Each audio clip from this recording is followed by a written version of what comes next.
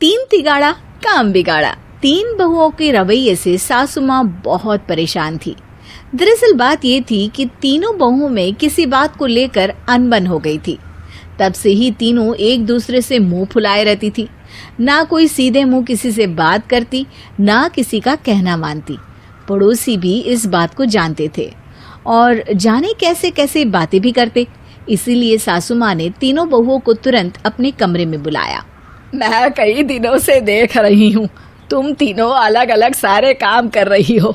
ये सब नहीं चलेगा, तीनों को मिलकर ही काम करना पड़ेगा। सास की बात सुनकर एकदम से बड़ी बहू बोल उठती है। नहीं मम्मी जी, मैं इन दोनों के साथ कुछ नहीं कर सकती। मैं इस घर की बड़ी बहू हूँ, फिर भी ये मेरा कहना बिल्कुल भी नहीं मानती। अरे जेठानी जी, जानबूझकर मुझे डबल काम करवाती है आप, और छोटी मुझसे टेढ़े मुंह ही बात करती है। इन दोनों के बीच हमेशा सैंडविच बन जाती है मेरी, और मैं हमेशा आलू की तरह बीच में मसली जाती हूँ। मम्मी जी, इन दोनों को लगता है कि मैं छोटी हूँ तो इनके पैरों तले दब जाऊंगी, लेकिन नहीं, मेरा भी उतना ही अधिकार है जितना इन दोनों का है। बड़ी आई दोनों मेरी चुगली करने के लिए, मुझे क्या कम समझ रखा है। तीनों बहू एक दूसरे से बहस करने लगती है और सास दोबारा ये देखकर टेंशन में आ जाती है और सबसे कहती है, चुप हो जाओ, अब से तुम तीनों सारे काम एक साथ करोगी, आंख बंद करके एक दूसरे की बात सुनोगी।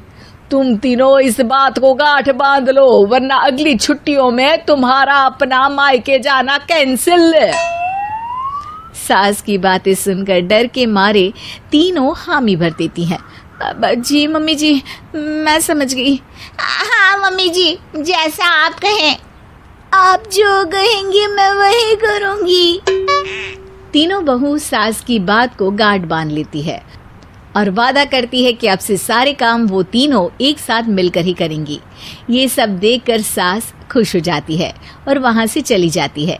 नीचे जाकर वो देखती है कि घर में शर्मा जी आए हुए होते हैं। सास जोर से आवाज लगाकर कहती है, अरे बहू, जरा चाय बनाकर तो लाना, शर्मा जी आए हैं।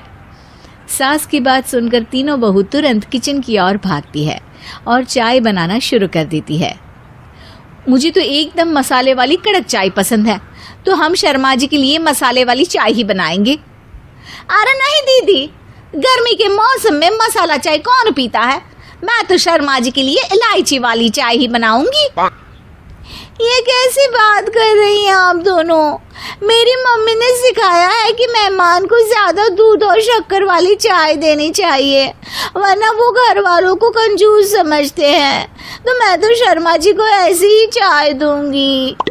तीनों बहुएं अपने अपने तरीके से चाय में शक्कर, मसाला, पत्ती सब डाल देती है।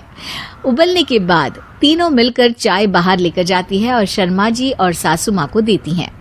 चाय पीने के बाद शर्मा जी सासू माँ को देखकर शर्मा जाते हैं और शर्मिंदा महसूस करते हैं कि आखिर उन्होंने चाय पीने के लिए हामी क्यों भरी।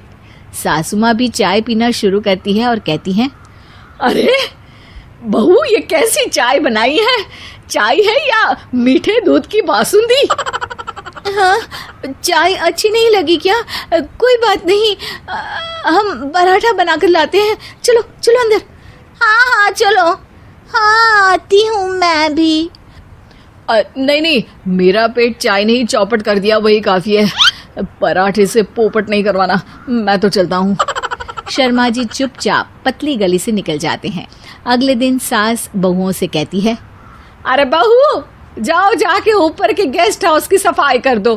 कल हमारे यहाँ मेरे दूर के रिश्तेदार आने वाले हैं, तो पूरे कमरे को चमका देना, समझी?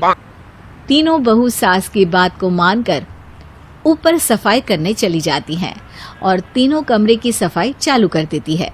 बड़ी बहू मकड़ी के जाले साफ करती है, तो बीच वाली झाड़ू लगाना और छोटी वाली सर्फ डालकर जमीन धोना शुरू कर देती है। अरे दीदी, जेठानी जी, अभी मैंने पूरी फर्श धोई और आप फिर से धूल नीचे गिरा रही हैं।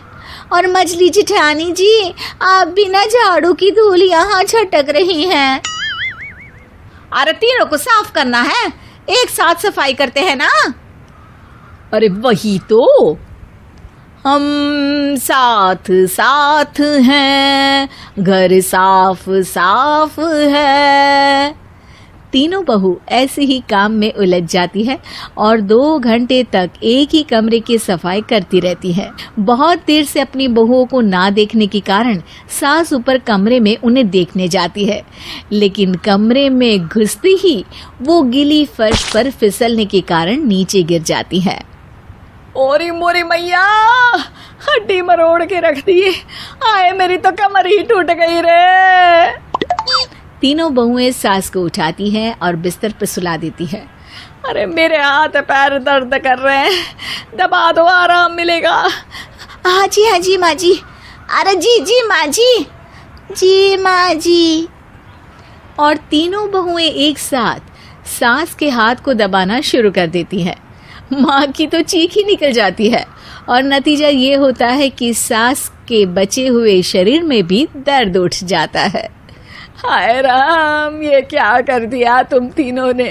अरे मेरी तो किस्मत ही फूटी है कि तुम जैसी बहुएं मुझे मिली। हे भगवान, पूरे शरीर में दर्द बढ़ गया है। अब तो पता नहीं कि चल भी पाऊंगी या नहीं। माफ करो, मुझे गलती हो गई मुझसे कि तुम तीनों को एक साथ काम करने के लिए बोला। सोचा था तीनों मिलके अच्छे से काम करेगी, लेकिन बड़े बुजुर्ग सही कहते थे कि 3 तिगाड़ा काम बिगाड़ा। तुम लोगों ने ये बात ना आज साबित करके दिखा दी।